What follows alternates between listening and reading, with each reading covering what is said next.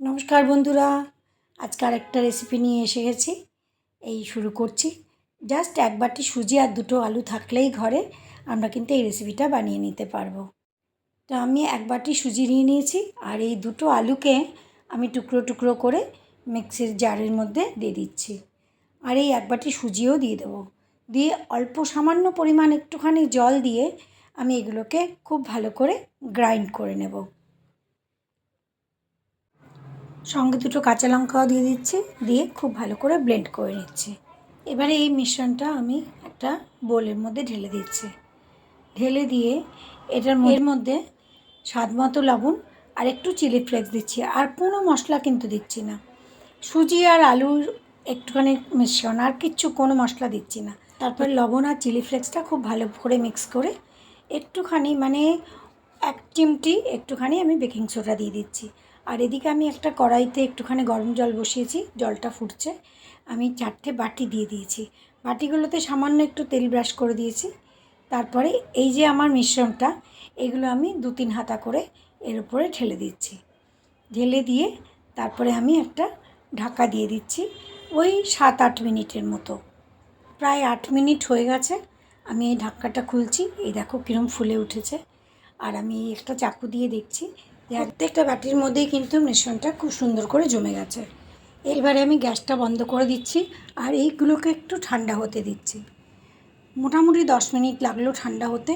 এই দেখো বন্ধুরা, কি সুন্দর করে বাটির থেকে ছেড়ে আসছে।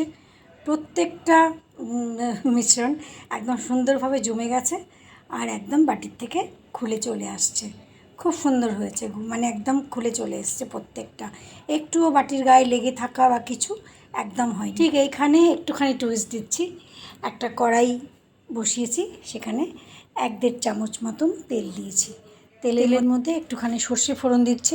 এখানে একটা টিপস দিই বন্ধুরা, যদি একটুখানি লবণ দিয়ে দেওয়া যায় না কড়াইতে, তাহলে কিন্তু সর্ষেগুলো আর চিটপিট চিটপিট করে গায়ে ফুটবে না। তারপরে আমি একটা মিডিয়াম সাইজের পেঁয়াজ কুচানো, ওটা আমি দিয়ে দিচ্ছি। কারি পাতা দেবো একটু, কিন্তু কারি পাতাটা দেবো আমি পরে, তাহলে খুব সুন্দর গন্ধটা থাকে। কারি পাতাটা আগে দিলে না গন্ধটা অনেকটাই কমে যায়।